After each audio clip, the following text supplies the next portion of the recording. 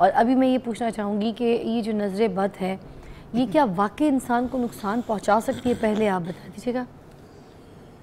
जी, नज़र बद से नुकसान तो हो सकता है और होता भी है, जैसा कि अभी हमने वाक़या नकल किया आमिर बिन रबिया का, और इसी तरह साथ साथ जेल का वाक़या है, और इसी तरह रसूल कायनात की जो हदीस है, ये तो वाज़ेह है कि नज़र बद से बंदा बीमार भी हो सकता है और नज़र बद से बंदा कत्ल भी हो सकता है, ये तो बात वाज़ेह है।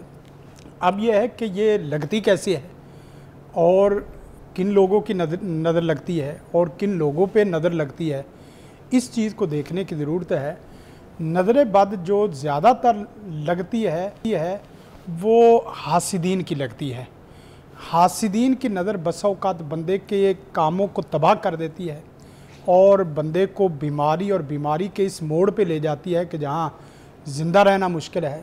मगर शफीक साहब ये देखें, एक नॉर्मल चीज़ तो है कि अगर कोई कम हुस्न वाला है, कोई ज़्यादा हुस्न वाला है, तो वो लड़कियां भी देख के उसको कहेंगी कि यार कितनी कोई खूबसूरत, ठीक है। किसी के पास ज़्यादा दौलत है, किसी के पास कम पैसा है, तो वो उसको भी देख के हज करेगा कि ओके माय गॉड, इसके पास कितनी दौलत है, क्या क्या गाड़ियाँ रखी हैं इसने, कैसे कपड़े महंगे महंगे पहनता है, घर कितना आलीशान।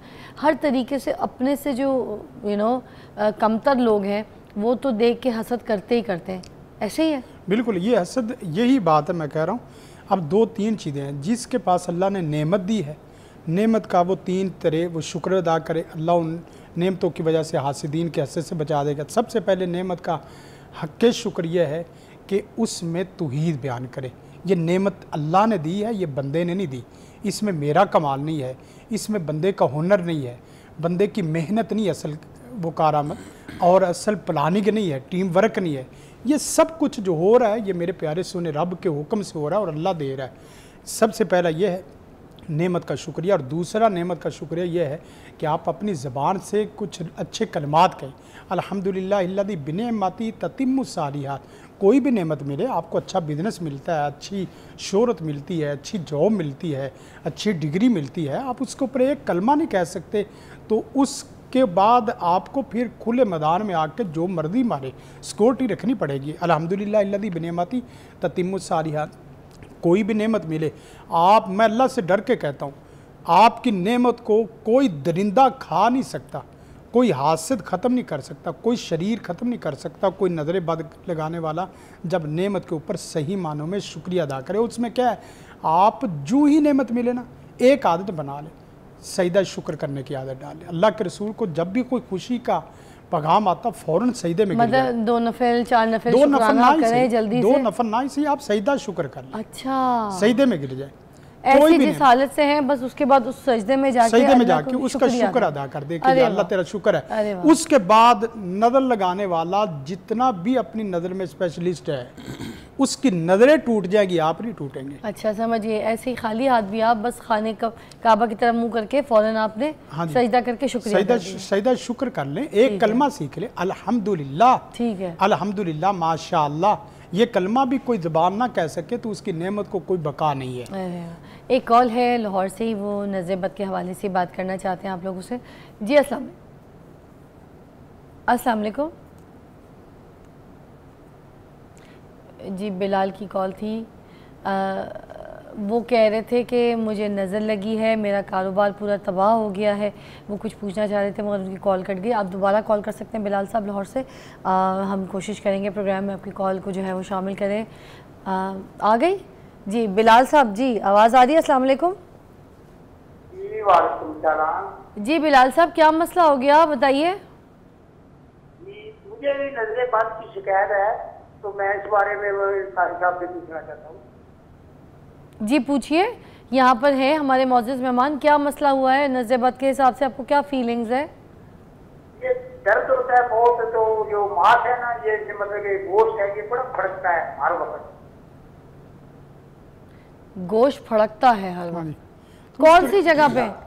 सबसे बेहतरीन दुआ तो वही है जो टांग है, तो नाक के साथ साथ जहाँ ये टूटा गोश्त होता है। सबसे बेहतरीन दुआ वही है जो सैयदना इब्राहीम अलैहिस्सलाम ने अपने 2 बेटों इस्माइल और इसहाक के लिए, और सैयदना रसूल कायनात ने सैयदना हसन हुसैन हसनैन रज़ी अल्लाह ताला अन्हुमा के लिए जो आपने दुआ की, ये दोनों पैगंबर हैं, उलुल अज़्म पैगंबर हैं। सैयदना इब्राहीम अलैहिस्सलाम जद्द अमजद हैं और सैयदना रसूल कायनात खातमुन नबिय्यीन वल मुरसलीन हैं। तो आपने ये दुआ फरमाई, उईदुकुमा बिकलिमातिल्लाहि ताम्माति मिन कुल्ली शैतान व हाम्मा व मिन कुल्ली ऐनिन लाम्मा। इस हदीस के बाद जब सैयदना हसनैन को दम किया है तो हदीस के लफ्ज़ फ़क़ाला यलअबान, वो दोनों उठ के खेलना शुरू हो गए। यानी वो नज़र की वजह से जो मुतासर थे, अल्लाह के रसूल ने दम किया तो दम की वजह से यलअबान, वो दोनों खेलना कूदना शुरू हो गए। और याद रखें, बच्चे हमेशा शरारत करते ही अच्छे लगते हैं। बच्चे खामोश तबा बैठे हुए कभी अच्छे नहीं लगते। नहीं। जब खामोश तबा बैठे हैं, गुमसुम हैं, समझ लो कि ये किसी न किसी नज़र का शिकार होगा। अच्छा। उसके ऊपर फ़ौरन से पहले माँ को चाहिए, बाप को चाहिए, भाई को चाहिए, यही दुआ पड़े, उईदुकुमा बिकलिमातिल्लाहि ताम्माति या उईदुकुम, उईदुका, ये लफ्ज़ 2 है 3 है, उसके लिए कोई भी लफ्ज़ बोले जा सकते हैं। जब भी ये स्क्रीन पर भी दुआ चल रही है साथ साथ, ये आप देख सकते हैं। और फिर उसके बाद ये है कि आपका बच्चों का पेपर, अभी शेख से बात हो रही डॉक्टर साहब से कि हमारा बसों का बच्चे पहले से बड़ी तैयारी करके पढ़ रहे हैं, एकेडमी जा रहे हैं, स्कूल जा रहे हैं, यूनिवर्सिटी जा रहे हैं और होमवर्क असाइनमेंट सब कुछ करते जा रहे हैं। पेपरों के दिनों में बीमार हो जाते हैं, पेपरों के दिनों में सुस्त हो जाते हैं, सर दर्द है, बुखार है, जिस्म में हरारत है। उसको चाहिए कि पेपरों से पहले एक दफ़ा फातिहातुल कुर्सी 4 कुल और इसी तरह इस दुआ का दम करके हर बच्चे को पेपर देने से पहले ये गुस्ल लाजमी करना चाहिए। हर बच्चे को, ताकि उसके पेपरों में नंबर भी अच्छे हैं और माँ बाप से भी नाम ले और अपनी अच्छी डिग्री भी ले और अच्छा जॉब ऑर्डर भी। हाफिज साहब का मतलब ये नहीं है कि वो कह रहे हैं कि पेपर की तैयारी करने की बिल्कुल भी ज़रूरत नहीं है, वो ये कह रहे हैं पेपर अच्छी तरीके से तैयार कर ले। कुछ लोग करते हैं तैयारियां, सब कुछ करते हैं और एंड टाइम पे तो कुछ लोग सिर्फ दुआएं जो कर रहे होते हैं, उनके लिए बात है कि वो साथ साथ पेपर की तैयारी भी करें, 5 वक्त की नमाज भी अदा करें। और ये जो वज़ाइफ आपको बताए जा रहे हैं, ये भी, ये यहाँ पर इनकी बात को लेकर ऐसे ना उछाल दीजिएगा, उन्होंने ऑलरेडी इस चीज़ की वजाहत करते हुए यहाँ पर आए हो। पेपरों की तैयारी तो ज़रूरी है ना, पेपरों की तैयारी के बगैर आप क्या लेने जा रहे हैं ये तो आपको पता है। ये तो आप ही को पता है। सीधी बात है, हम खुद पेपर देते रहे, हमने एमफिल पीएचडी तक, डॉक्टरेट की डिग्री तक सारे पेपर दिए हैं और पेपर पूरे तैयारी गलत बोल दिया फिर मैंने, माशाल्लाह आपकी तालीम के लिए बोल दिया। बारकल्लाहु अलैक, बारकल्लाहु अलैक व बारकल्लाहु फीक। कोई बात नहीं, माशाल्लाह भी ठीक। मैंने उसमें अब देखें प्रोफेसर, मैंने ना हुआ इस तरह के पेपरों की तैयारी की। पेपरों की तैयारी के वक्त होता ही है कि बस औक़ात पेपरों की तैयारी में वो डेट शीट जो आती है, एक 10 बजे पेपर है, एक 1 बजे 2 बजे पेपर है। अब पेपर पहला तो बहुत अच्छा हुआ, दूसरे पेपर में जिस वक्त हुआ इस तरह के आधा घंटा रह गया पेपर का और आधा घंटा ही नमाज का है। मैंने यकीन करे कि ज़ोर की नमाज के वक्त मैंने कहा भी हम चले मिल के नमाज़ पढ़े। कहने के ना भाई, आधा घंटा है और आधे घंटे में नमाज़ पढ़ेंगे तो पेपर कैसे देंगे। मैंने कहा पेपर भी होगा, नमाज भी होगी। और मैं अल्लाह के फजल करम से पूरी नमाज सुनतो समेत पढ़ के आऊँगा।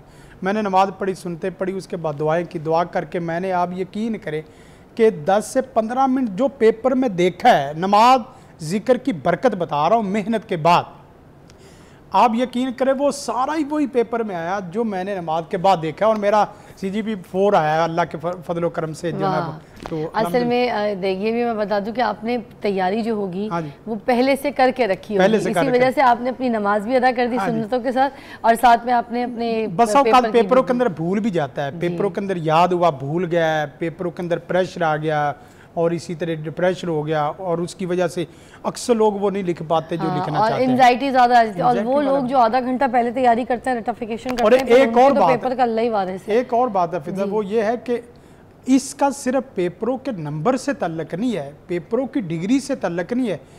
जो पेपर आपने दिए हैं नमाज कुरान जिक्र करके, आप यकीन करें उस आदमी की जॉब में कभी कोई मसला नहीं होगा। बेशक बेशक। एक हमारे पास कॉलर है शहनाज जी, उनको शामिल करेंगे। जी शहनाज, वालेकुम, क्या कहना चाहेंगी, क्या मसला है बेटा, पूछिए। जी मैं बीमार बहुत रहती थी, मैंने कहा मुझे बीमारी के लिए बताएं। उम्र क्या है आपको? आपको उम्र बहुत ज्यादा मुझे लगती है स्क्रीन पे मैं पढ़ रही हूं। अच्छा, उम्र क्या है आपकी? जी उम्र मेरी तकरीबन 40 साल है।